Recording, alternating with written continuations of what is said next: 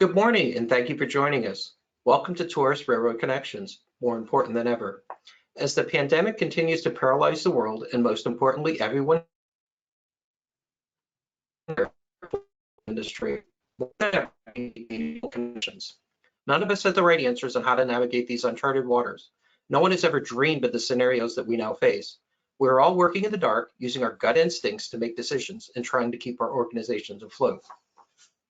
Our goal with the webinar is to further the conversation we started over the past few weeks. We would like to encourage you to participate in our conversation. On your screens, you should have a dialog box entitled Gotowebinar Control Panel. And within that box, you should see the two sections. If you look at the bottom section, you should notice a gray bar labeled questions, and just below that, another white box with the words type question here. Simply type your question and hit the enter or hit send, and we will do our best to work your questions or comments into our discussion.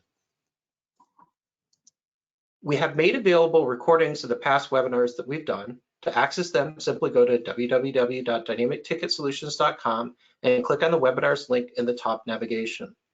In our first webinar, Mark Graybill suggested during the pandemic sharing year-over-year ticket sales matrix. Dynamic Ticket Solutions agreed to handle the data collection to distribute to those who wants to participate. To do so, on the bottom of that same page, you'll find a web form to submit your data. We'll only share your data with people that wish to or that are participating in the program. At this time, I'd like to introduce my co-host, Josh Miller, station manager from the North Shore Scenic Railroad. Josh? Good morning, everybody. Glad to be here. Josh Miller here, and welcome to Duluth, Minnesota. I'm happy to be here for our fourth show. Thank you so much, Mike, for having me. Behind me is the Lake Superior Railroad Museum here in Duluth. That's a real background. It's not one of those Zoom meeting inserts or whatever. The Lake Superior Railroad Museum here in Duluth owns and operates the North Shore Scenic Railroad. So the Lake Superior Railroad Museum and North Shore Scenic Railroad go hand in hand, and that's who I work for, is the North Shore Scenic Railroad, which is a tourist operation between Duluth and Two Harbors, and right up on the North Shore of Lake Superior there, and we operate all summer and fall normally. But we are here today to talk a little bit about, of course, the COVID pandemic, and I thank everybody for joining us once again. We have a lot of return visitors as well as a few new visitors here in our webinar. I invite you to sit back for the next hour. We're really good at keeping these shows on time. My background is actually in television production, so I'm very by the minute here. We gotta keep it on schedule. So as station manager, though, for the North Shore Scenic Railroad, I'm anxious, as you all are, to get our businesses up and running.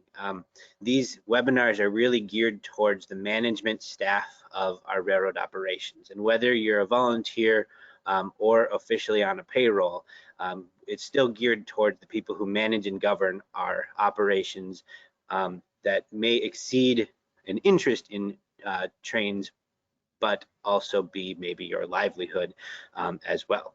And that's what makes it extra important that we get together with other railroads like you, the viewer, and have conversations about being in the same boat. We're all in the same boat here on this, and explore what different railroads are doing. So we have some great panelists here today, and I'm really excited to get to our conversation.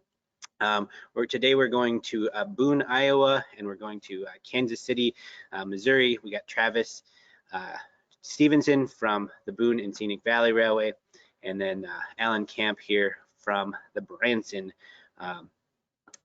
Scenic Railway. And I'm really glad to have you guys here, and I thank you for being here. Before I get to you, though, I'm going to talk a little bit about, Mike mentioned that we have our previous webinars up on Dynamic Ticket Solutions' webpage as a place to look at those. And it's really great to go back and talk. Last week, we had a really great conversation with Mark Gray, and he talked a little bit about the guidelines coming from the Heritage Rail Alliance. And those are out. They were approved last Friday, and we're going to talk a little bit about those here coming up in just a few minutes. Some other takeaways from last week's show was also that Mark interestingly pointed out that volunteer projects, our restoration projects and things out in the shop, it's kind of okay to get those things going, because many of those things follow some of the guidelines that you might be in the process of putting in place, such as wearing masks and things, because it's something you're already doing, and maybe gloves and so on. So that's kind of part of what that entails. He also encouraged people, which I thought was really good, to go to local health departments and look at you're implementing your policies for reopening, but also have them take a look at what you're doing, and they are happy to approve those things. And then we talked a little bit about marketing and advertising. One of the things that Mark pointed out from the Heritage Rail Alliance standpoint and suggestions was that start with advertising to locals, because those are going to be your first customers when the reopening starts to happen. Before people start traveling, you really got to rely on your local audience to come and ride your trains, see your museums, and so on. And then he also encouraged, gave a plug to the Heritage Rail Alliance's website as a great resource. They do have a wonderful page full of information, and we'll talk a little bit about more of that here in just a second. But we have a outline today for our conversation. We're going to talk a little bit about policies and some reactions to that Heritage Rail Alliance guidelines. But today's main topic is food. Food on trains is what we're going to talk about with Alan here and Travis. And we're going to talk about food service. Pretty much every scenic railroad does some level of food service, and we want to talk about what the future holds for that. And then we're going to see if we can get to some other things, such as policies and operational items, and how we're going to handle the reopen when that time comes. Let's get to business. First, we have that question box that Mike mentioned. So if you are just joining us, there's that question box. It defaults to the right side of your page. Feel free to use that to interact with our discussion here. You can type in a question or leave a comment. That is fine too. One thing we were going to ask everybody is to just go ahead and use that question box and tell us what date you're thinking of starting, so we can get kind of a poll of what your railroad is thinking about for a start date. It's okay if it's tentative. Right now, the North Shore Scenic Railroad in Duluth is tentatively starting in June 1st. However, I know in the background that that's highly unlikely going to happen, and we're likely going to move that, but I'd put down June 1st anyway. So tell us what date you're thinking about starting your railroad operations in the question box there, and we'll get to the discussion going. Get everybody participating here. Travis and Alan, thanks so much for joining us today. Travis, I'm going to start with you. Travis Stevenson from Boone Scenic Railroad, there in your museum. Tell us a bit about yourself, kind of your background, what you're doing there in Iowa, and status of your railroad. Well, thanks, Josh. Appreciate you having me. My background, initially I started working here as a volunteer, and then worked in the mechanical shop for, I don't know, 16 years, and then transitioned across the tracks to the management side here 4 years ago. So a little bit about how I've worked my way through, but our operation, we run quite a bit of different things. We run, when we have our steam locomotive going, it's undergoing a 1472 right now, but when it's operational, we have steam, diesel, and electric, usually all three running on a Saturday during the summer. And right now we're shut down like everybody else. Our tentative date, yesterday would have been May 23rd, but the governor's proclamation yesterday extended that out to at least the 28th of May. So we know we're probably looking more like you with that June 1st is going to be a more likely possibility. Mm-hmm.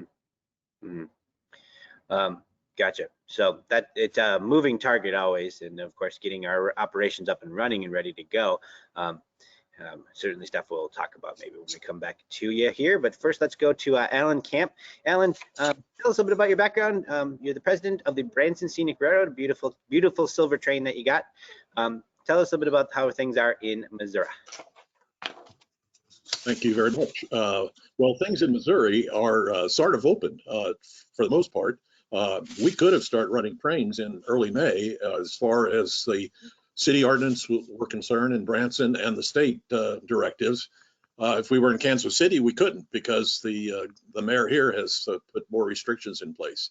our current plan is to start operating on June the 3rd. Up until a couple of days ago, we were thinking May the 20th, but we opted to push that back a little bit to May the 3rd.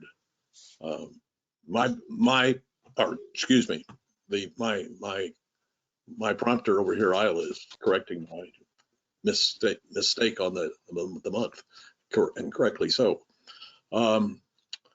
Yes, our equipment is all bud enclosed, so we have no open cars. It's all enclosed. When we have all the equipment in the train, we have 3 domes, 2 diners, 2 coaches, a tavern lounge that we use as a table car, and a Amtrak food service car or snack car that we use for our commissary, our concessions on the train. Sure. My background is I'm a civil structural engineer who got off into project management for the oil industry, doing engineering construction for the oil and gas industry. I've been retired for quite a few years, and this is the 27th year for Branson Scenic Railway. Wow, fantastic. Well, glad to have you here. Definitely some good information that I think we can all we can discuss here as we move forward in our conversation. We're going to get to the main topic today of food service here in just a second, but first, the breaking news of the week, I guess, was Heritage Rail Alliance came out with a list of guidelines. They put together their own task force of various individuals from excursion railroads across the country, and they assembled a nice 3-4 pager guidelines of policies that was their recommendations for reopening policies and things going forward. I wanted to ask you guys kind of your reactions to what was published and what had come out there. Travis, I can start with you because I know you're active with the Heritage Rail Alliance group.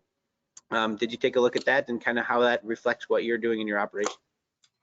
Yeah, I think that a lot of the aspects of it are close to the plan that we have written here, with mask and social distancing, definitely disinfecting equipment and the common areas, and having hand sanitizer available.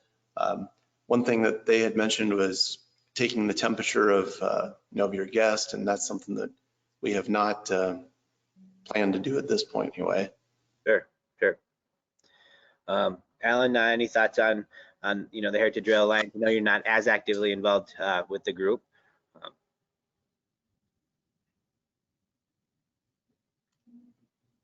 We looked through that, and we've already prepared some procedures for our well, let's just call them new procedures to address COVID, and some of which we'd already had in place as we had started running in early March and then shut down in mid-March. So yes, most of those, the same as Travis, we don't plan to take temperatures of our guests. We do plan to have food service, and that said no food service. So we do encourage to have our guests wear masks, or at least for the foreseeable future, but we're not going to mandate that. Sure. But all of our crew will be wearing masks, and we've installed plastic shields at our ticket windows and our gift shop and at our food service station on the train. And we may elect to go to food service on the train, but right now yes, it's only snacks on the train. Sure. And we're not going to prepare sandwiches as we have in the past. Sure. We're just going to do prepackaged stuff and soft drinks that we can dispense. Sure. Well, that's a good transition. We're going to come to food in a second. I wanted to just finish up real quickly on the Heritage Rail Alliance's policies that, or suggested policies that came out, which really helps to reflect what I think a lot of the scenic railroads are doing. It's really important that your organization to be putting together your own list of policies, how it fits into you. Just like we maybe take our, the FRA rules, you adapt that into your own timetable.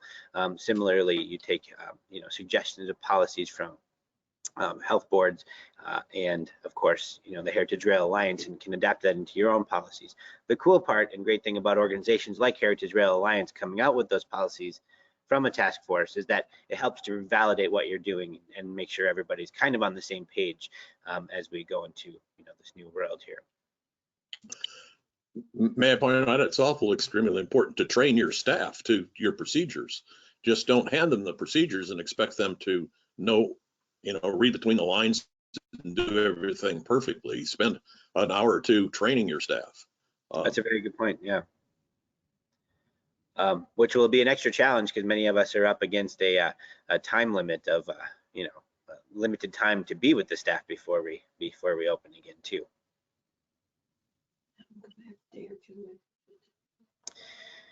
I'd like to move forward and talk a little bit about food service stuff with railroads. Excursion railroads and food go hand in hand, just like people do, I guess. There are roughly 3 different levels of food service that we're talking about here, between snacks and prepackaged items that we might sell in our concession car. There's that kind of the mid-level food service, such as sandwiches or pizzas and things like that, that a lot of excursion railroads do. And then there's the extreme fancy, fully full service dinner in the diner food. Let's talk a little bit first about what each of you do, and then some thoughts and some initial discussions that you have approaching the upcoming season of potential food service on the train. Alan, I'll start with you. You had mentioned that you only did snacks and things as of right now, or? Yeah, that's correct. We're primarily an excursion train, but we do a dinner train on Saturday evening. Sure. So in our excursion train, we have our concession car. We typically have been preparing sandwiches, but we think we will not be doing that when we open. So we think we'll just be going with prepackaged things and then dispensing soft drinks. Then we do a dinner train on Saturday night, which we're not sure when that's going to resume. That's catered. And it's, as you say, tablecloths and silver and china. Sure. And so as of right now, you're thinking that you're just not going to offer dinner service? Is that what you're saying? No, we think we'll probably offer dinner service. We have to make sure our caterer comes back. Our caterer is a major restaurant in Branson, and their restaurants are opening gradually, but they've opened their location in Springfield, but they haven't opened their location in Branson as yet. So that really, you made mention that advertise to your locals first. Well, we don't have any locals. I mean, we have 10,000 people who live in Branson, but sure, we have 7 or 8 million visitors to Branson, but so we have to wait for those visitors to come back for certain things to open. So that restaurant hasn't reopened yet because there's not a lot of demand there. So, but we've been in constant contact with them to see what their plans are. So I guess we're thinking they might be opening sometime in June, and then we'll start. Gotcha. So right now you're looking to your caterer for that kind of guideline and of what they want. Mm-hmm. Right. If their restaurant isn't open, obviously they can't. They can afford to just support the train. Sure. In food service. Gotcha. Before I get to Travis here, let's talk a little bit about food. We're talking about food and on trains, and if you have questions or comments about what you're doing at your own railroad, please leave them in the question box there, and we'll talk a little bit about that. But Travis, first I want to talk about what the Boone and Scenic Valley does as far as food service on your train excursion. Sure. Our food service is kind of like what Alan has in Branson. We've got a concession car on our excursion train, and then we run a dinner train on Friday and Saturday nights, and then a lunch train on Saturday late morning. So with our caterer, we've been in contact with them, and they're ready to go back to work as far as the train goes. They've stayed open doing it. Again, it's kind of like Alan, where it's a business here in town too. So they've been doing carry out food during the shutdown, and they're ready to start catering. So for us, it was more getting all of our ducks in a row with social distancing, looking at the dining cars and how do we move tables, or the other car where the tables are fixed, can we either temporarily take them out or just keep them vacant to give that space for the customers. So you've started the discussion of spacing out in the dining car. In our previous conversations, we've talked a lot about coaches, where we kind of have the luxury of maybe going every other or whatever. A 60-seat coach can easily become a 35-seat coach or whatever. But in a dining car, you have a very finite amount of space. Sounds like you've started to have the conversation of either leaving tables blank or taking some out. Yeah, in our reopening plan, we had diagrams towards the back of it, and it's amazing how well they crammed tables into those dining cars 70 years ago when they designed them. And you start measuring for that 6 foot of space, and you don't have a lot of tables left when you do that. So it's been interesting, but if we can run it even at 30% of our capacity, that's still, as long as we're doing it safely, that's bringing in some income, which at this point in the year for us, that's important. We've gone through the winter where we haven't had much income, much revenue. Well, that's a very good point. And that almost dabbles a little bit into the budget discussion, where many of our budgets that we work so hard to put together are kind of out the window, and we have to recalculate a lot. Mike Kuehl is here from the Dynamic Ticket Solutions, our sponsor for putting together this webinar discussion. And Mike is monitoring our online question boxes. Mike, do you have any questions for us from the audience? Yeah, we do. We have one from Donna McClure from the Monticello Railway Museum, and she's asking, they're trying to figure out how they might be able to serve hot chocolate for Polar. Sure. So looking ahead towards the Christmas season, how does hot chocolate work into things? I think both of you operate a Polar Express excursion. We do our Christmas City Express here.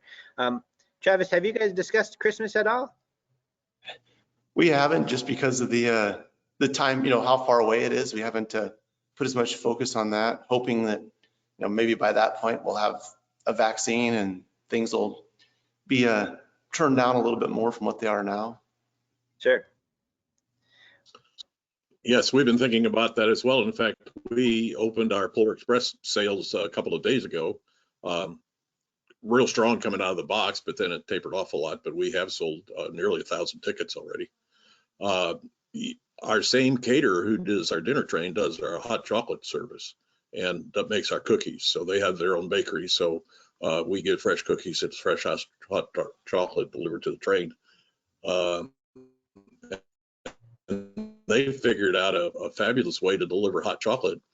These igloo coolers, these yellow coolers you see on construction sites, they found out that those are but less expensive and hold the heat better than any commercial item you could buy for hot chocolate. So they run those coolers through their dishwasher, get them really hot, and put the hot chocolate in that. And then, of course, for our 2 or 3 runs, it stays hot. And it's just fantastic. So they serve it out of that into pitchers and into cups, and they do all the pouring of the hot chocolate in the cups. But then, of course, the chefs do all the serving.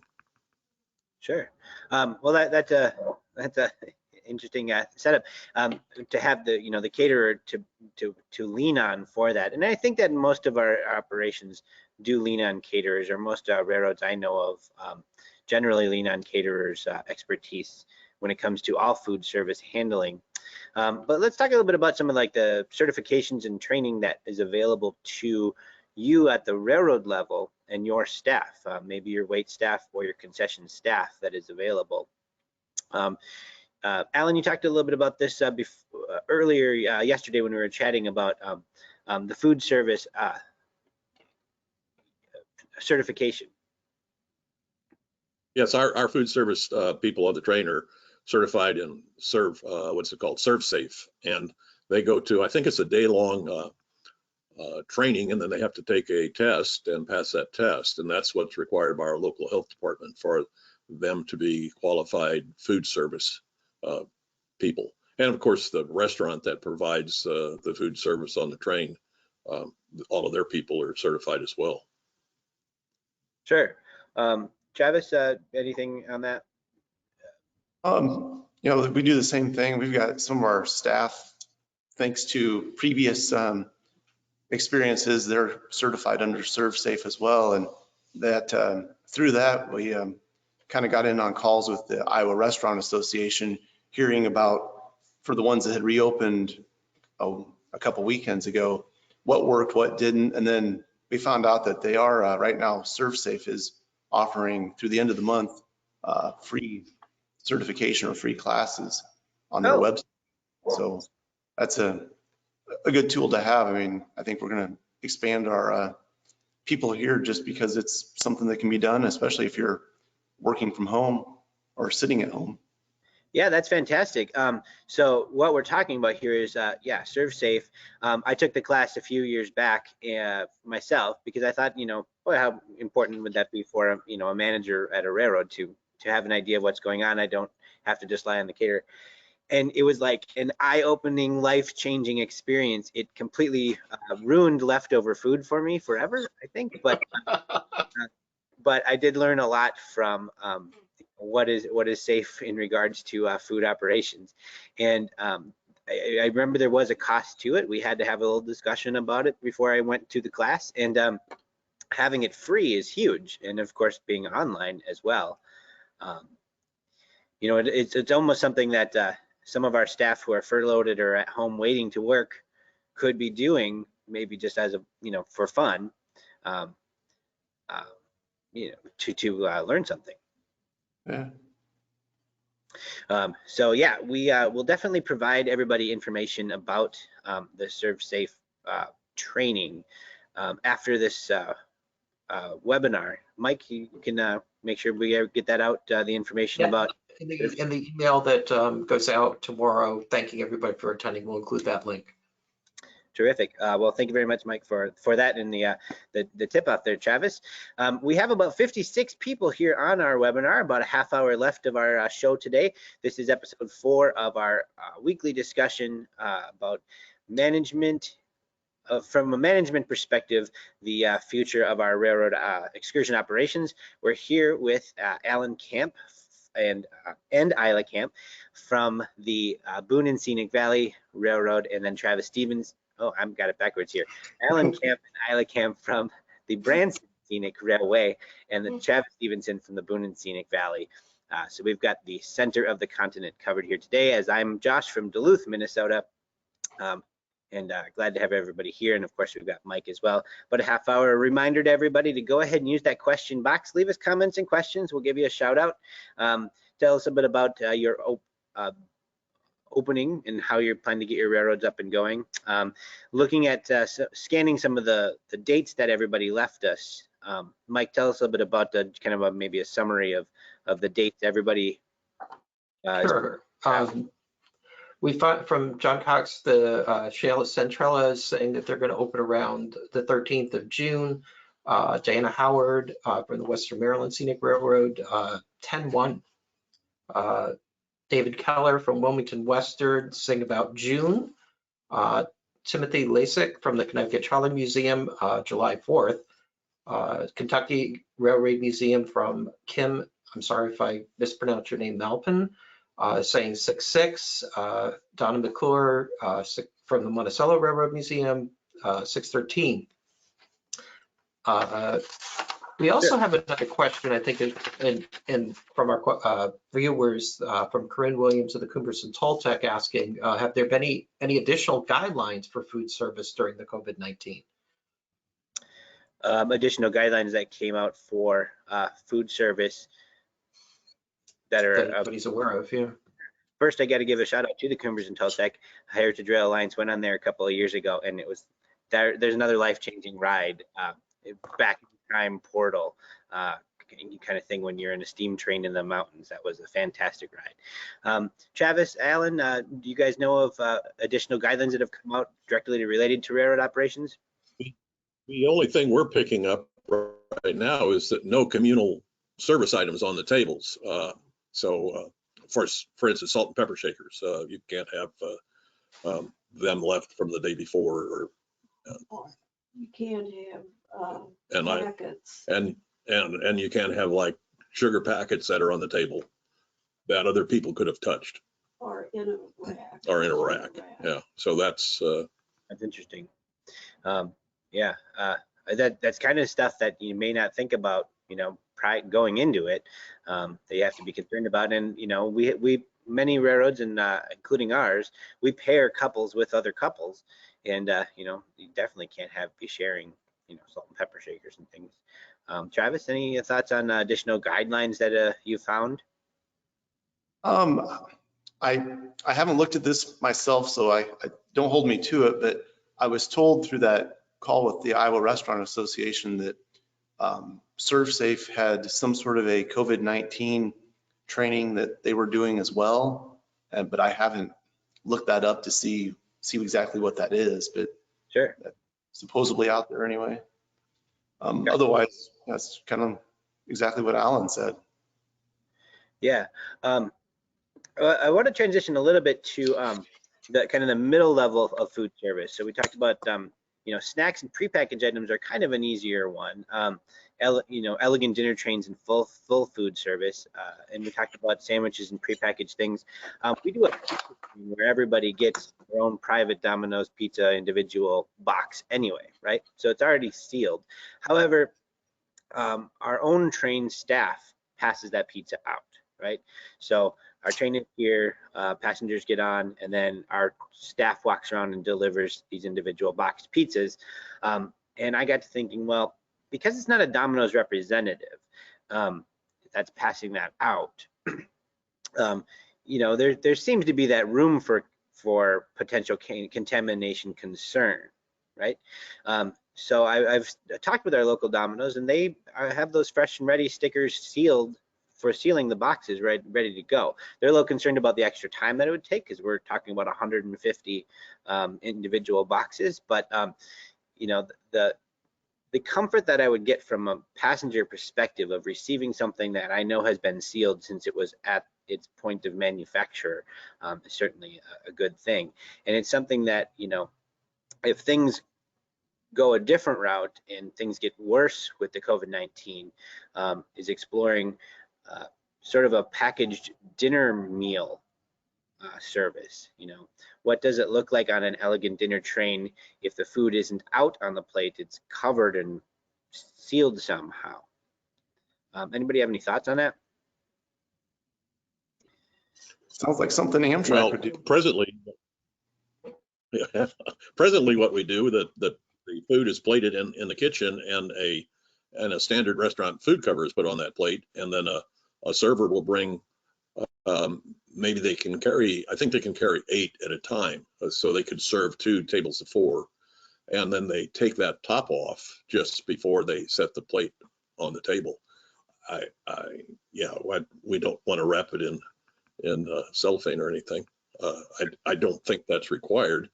Currently, restaurants here in Kansas City, which are starting to open, of course, are maintaining social distancing with their tables set up, but they're not allowing anybody to come in the restaurant until they get a call.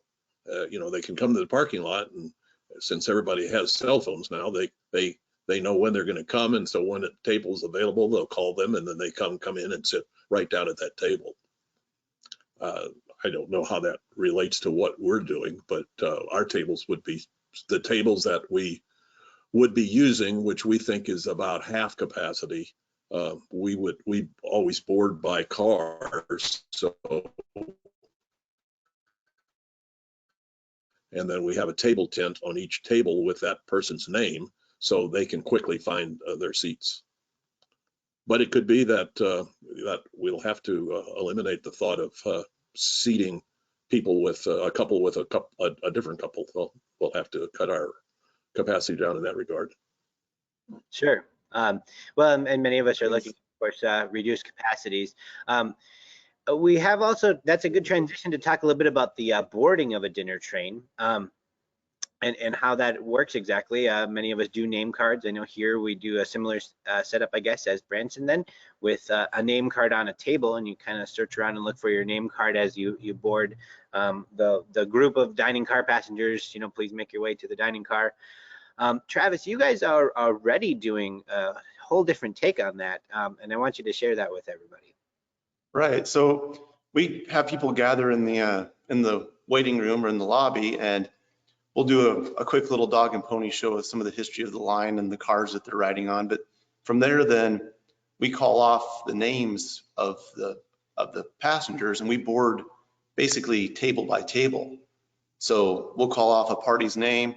They'll go out, and usually the conductor will punch their ticket as they're getting on, and then the brakeman would be up on the car and would direct them to their table, and then he'll move over and the next party comes on and he'll seat them. So, we've got that gap between where it gives us, with the current situation, to give us time to, disinfect handrails, grab irons, things like that.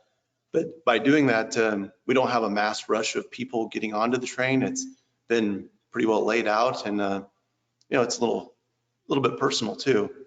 I've joked about it when I'm doing the dog and pony show that and calling the names, that it takes me back to being in grade school when there'd be a substitute teacher and they would call those names off, the class name, students' names, and they'd get a name wrong. Now I understand how they felt, because there's some names that trip me up all the time. But Sure. It's a fun way to break the ice then too with that. We can ask Mike for some sort of feature in the ticketing system to add a pronunciator of your name for it. No, that's a very interesting idea though, and I was actually thinking more almost the boarding queue of the Titanic, the first class world, where they announced people as they entered into a party or whatever in the as the flapper world, like as you arrive to the party, you're announced. And it definitely adds an extra bit of personal touch and keeps people separated too, almost without even noticing, I suppose. Yeah, it really does. Yeah, What about speed in terms of boarding people by name like that, though? Doesn't that really slow things down? It does. I mean, our capacity for our dinner train is 88 with the 2 cars that we have. And if we have a lot, I mean, I suppose there's times it could take 15 minutes to go through that whole process, but it just, that's about the maximum. And usually we plan it out with the caterers. So we'll board the car that they just got the salads onto the table. We'll board that one. And then while we're boarding that car, they'll be getting the next one, finishing up the setup, so that food isn't sitting there too long. Now, granted, with the concerns about people walking past another table, that's something that we got to think about. But Sure. Well, it definitely sounds like some good organization and planning there for that. Alan, any reactions to that idea of boarding people that method? Yeah, I think that's a great idea. As I mentioned, we board by car, but we could, if we got everybody lined up by calling their names, how they'll sit down, then they won't be as much jumbling on the car to, oh, my seat's down there and I'm way up here. So that's a good concept. And then, although I know we're talking about food service, another thing we're thinking about for our excursion train, we have a high-level platform, and we typically load the excursion train off from one door and let people disperse amongst the cars.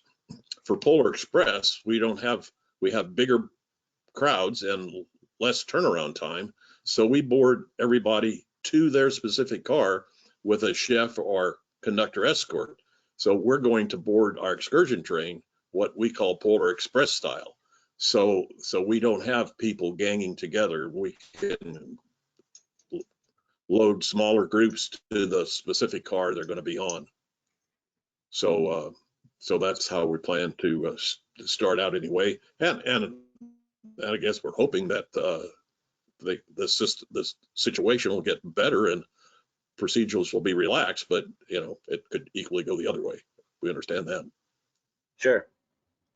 Well, let's talk a little bit about cash, scenic railroads and cash. It's always been an important component. Our trains leave a place where you can be plugged into the network, if you will, and it can make some challenges for accepting alternative forms of payment. Do you foresee the railroad world, a railroad excursion world, becoming cashless, at least in the short term, if not the long term. Travis, any thoughts on that? Oh, I think so. Our concession car last year was the first year that we accepted credit cards, and our system, our credit card system is through a local bank here, and it's just a handheld device, but if it's in an area where it gets kind of uses the same thing as a cell phone signal, if it's in an area where it can get a signal, then it will run it then. But if it's out where there's no signal at all, it'll just store those transactions, and then when it gets back into a signal, it runs it. So there's that risk that there could be a bad card that goes through, but Sure. you know, so many people now are wanting to use a credit card. For us, it's worth it to take that risk. You know, you go buy past a pop machine now, and it's got a credit card slot on it. So it's just kind of the way that the world's gone, especially for travelers. Well, that is true, and I'm actually kind of excited about the Google Pay option. Some of the really new pop machines, you can just kind of hold your phone up and magically just takes the money, and there was never touching at all. I think we're a few years away from that. Alan, tell us a little bit about Branson and how you're looking at cash going forward and how to handle that.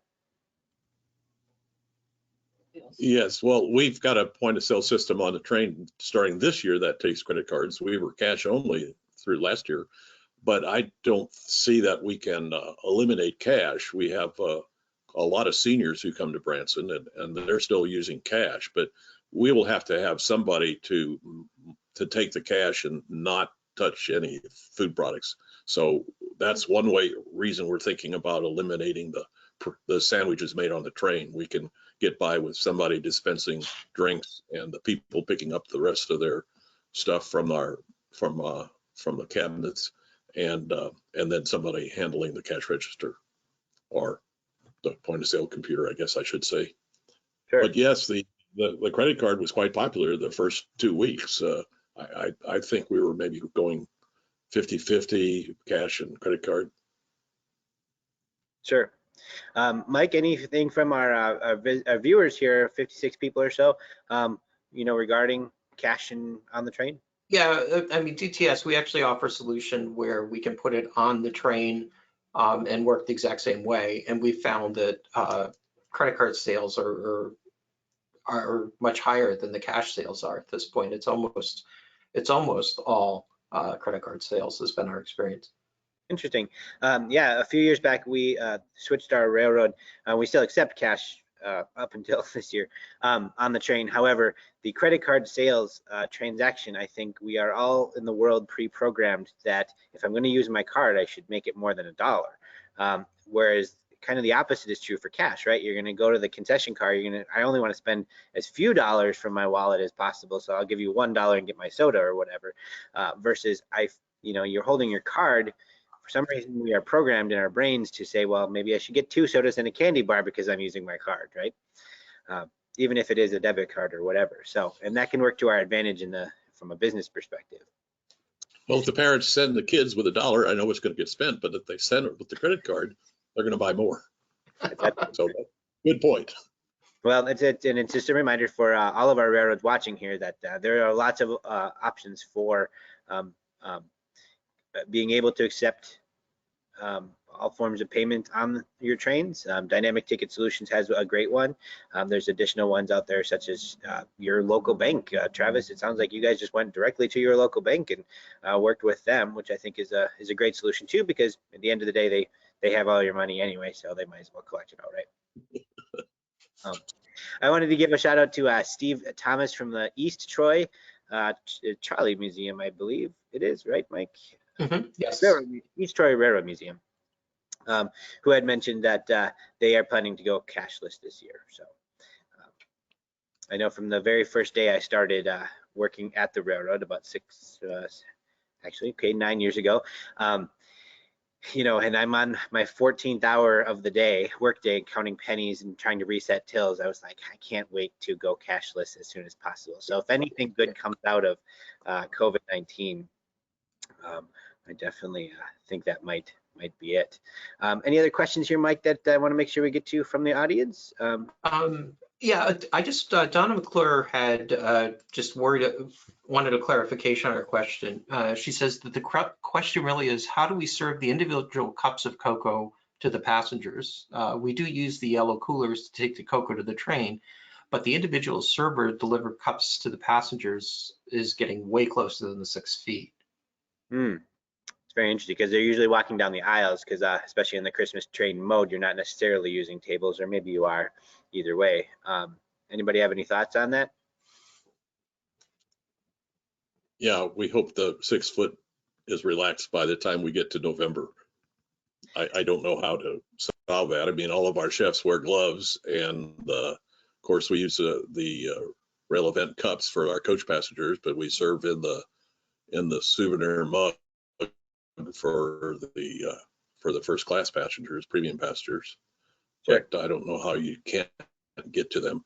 In serving cookies, we serve cookies from a tray, but with tongs, and take them from the tray directly to the person's napkin on the table or their hand with tongs. But Sure. You're going to be, if a server in a restaurant today will be closer to you than 6 feet, the requirement is that people who are not familiar with each other are 6 foot apart. But the server at the restaurant or the server on a train should have their temperature checked and be wearing a mask, which we will be doing at least early on here, and that I would think would work for Polar Express as well. I would agree with that, and certainly things are changing quickly all the time, so we will have to see what things are like by Christmas time. It certainly would be nice to think about restrictions being lifted. We've been thinking about what do we do with Santa, so we've been thinking, well, we better get a face shield for Santa if that's still required at that point in time, because I don't think Santa is going to come across very, very, very good with a mask on. Does the beard count as a mask? That's the question, huh? You can slip a mask under the beard. The beard probably counts as something that can promote things. There's a new business idea. Go ahead and take it. Patented it. The mask. We're holding steady here at 56 guests here. We thank everybody for watching our fourth. Isla says we're going to decorate. And encourage you to participate. Isla says we're going to decorate. I'm sorry, I'm interrupting. I was just mentioning that I just wanted to encourage everybody to go ahead and participate and ask questions and leave comments here in the questions field located on the right side of your page, at least as a default to it.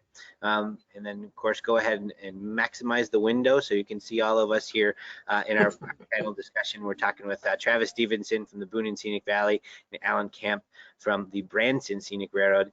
With Mike Kuehl here too from Dynamic Ticket Solutions, who's working our control room here.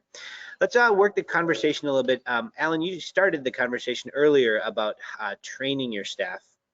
I also want to talk about hiring. Many of us have seasonal staff as we approach the season, and they are not full-timers by any means, and are likely, we may lose some to other jobs. There are restaurants that are facing a new issue where people are making more on unemployment than they were when they were working. And thus, a lot of people don't want to go back to work. Then we also face the issue of just the general summer hiring, and what was the hiring season, I believe, is generally for the Duluth attractions anyway, is April. We usually have job fairs and all kinds of things. That didn't happen. Let's talk a little bit about getting our operations up and running from a hiring perspective, and then of course training as well. Alan, any initial thoughts on that? Well, we're an all-paid staff, so many of our people come back, but yes, we are, and our maintenance staff, they were considered essential, so they've been working through this whole situation, as has our bookkeeper and a reservationist that we keep on full-time, pretty much full-time.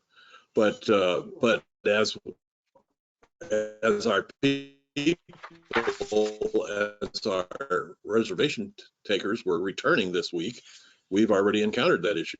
We can make $900 a week on unemployment, and we don't pay quite that much. That figures out to be like $22.50 an hour, because they're getting the $300 a week plus the $600. So regulation wise, if we call them back, they have to come back. They'll lose the unemployment because we've called them back. So yeah, it's started to become an issue.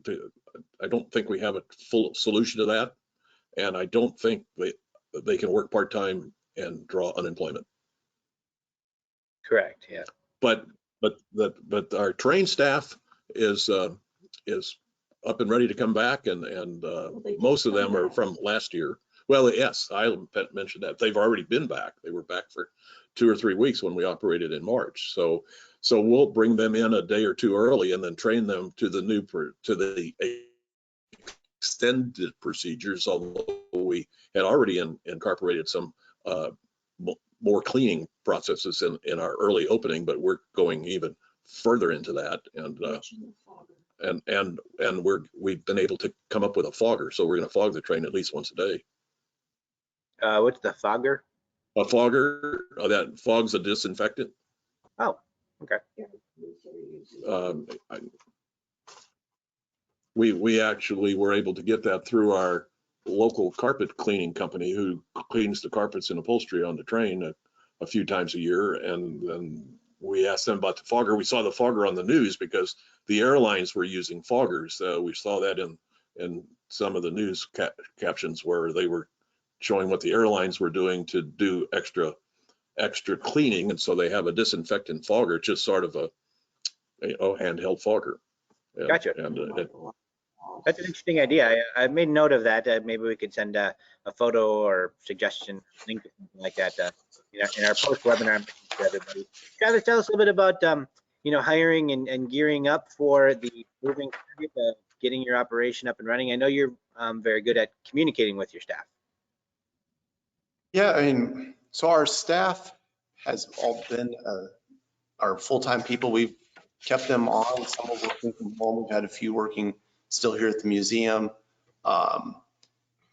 And we don't hire seasonal workers. We're a small paid staff and a huge amount of volunteers. But I can relate a little bit to that because we had an opening with a paid position, which we advertised just in the past week.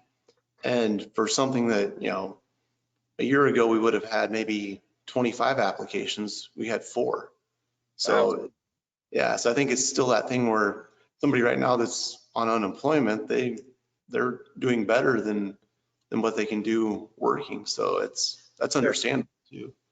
But otherwise, we're trying to get things geared up. It's part of it's just I know you said you had some similar things with trying to get training done over video instead of having like rules classes in person with some of the crew.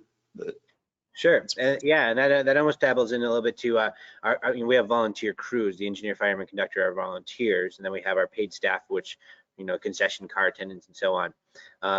And the car attendants and the paid staff seasonal hires are kind of in that limbo period right now, where the volunteers, we have to get up and certified, otherwise their annual certifications and things start to fall behind. So we put together this whole video training program and doing our best to keep up with them. But then there's also a little bit of a age, what did they used to call the technical gap in age, the digital divide or whatever it was. Yeah. I think that had to do with poverty, I guess, but people being, functional with computers and things. So that can be challenging. Yeah, definitely. It's been a new, like with everything else. We do all our training. What's that, Alan? I think we have a challenge in the connection there. Mike, you have a question here from the audience. Yeah, from Steve Thomas from the East Troy Railroad Museum asked, how much does a fogger cost? That's a good question, Alan. About $300, and they were much cheaper through our local carpet cleaning company than we had looked online early on, and they were $800 or $900 with a 8 to 12 week delivery. But carpet cleaning company, we don't have it yet. We don't have it yet.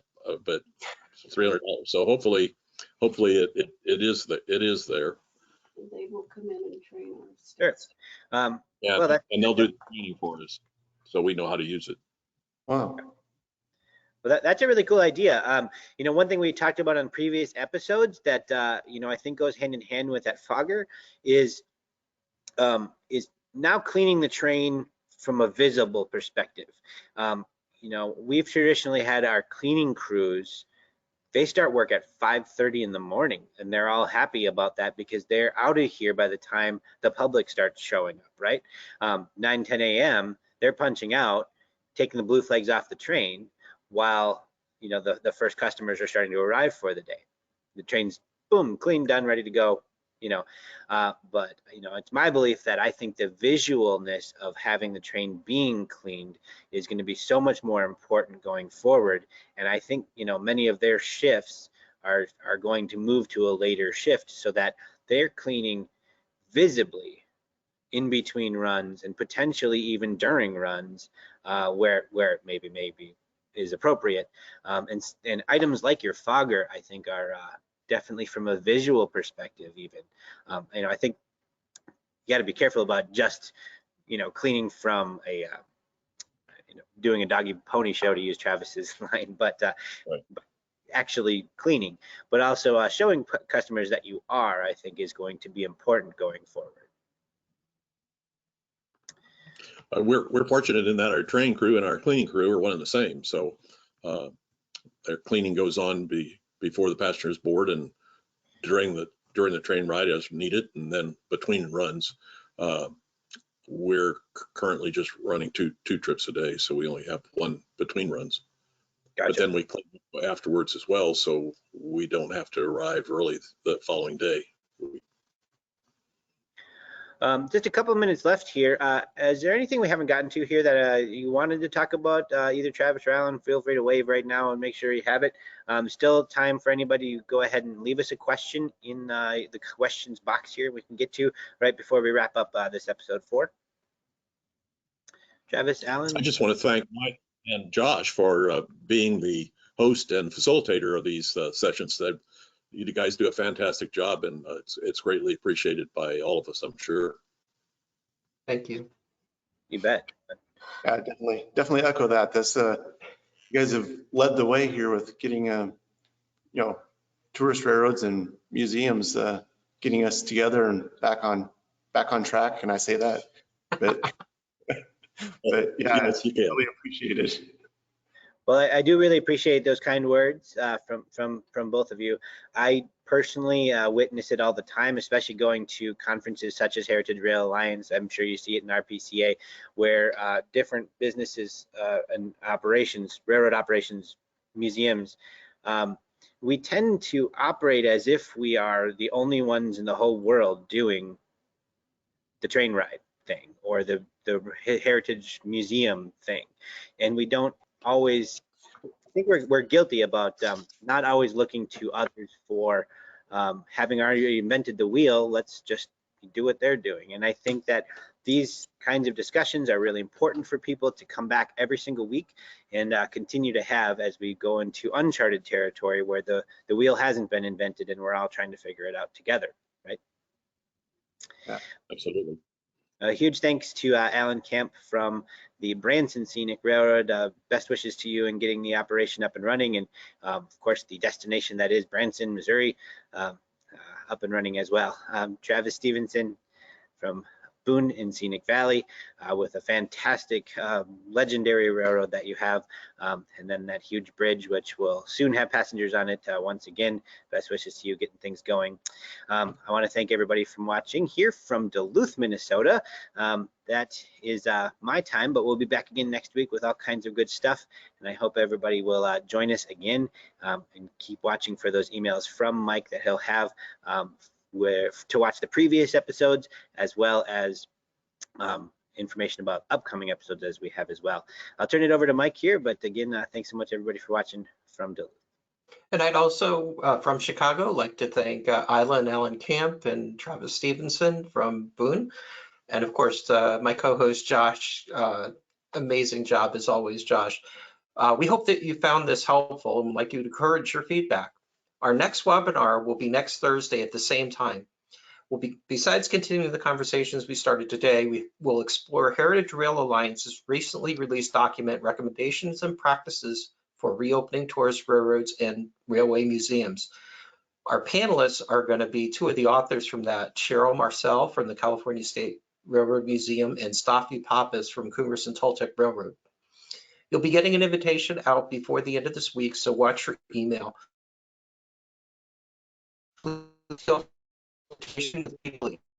Be able to benefit from the conversation. Let's all stay safe and stay connected. Thank you, everyone.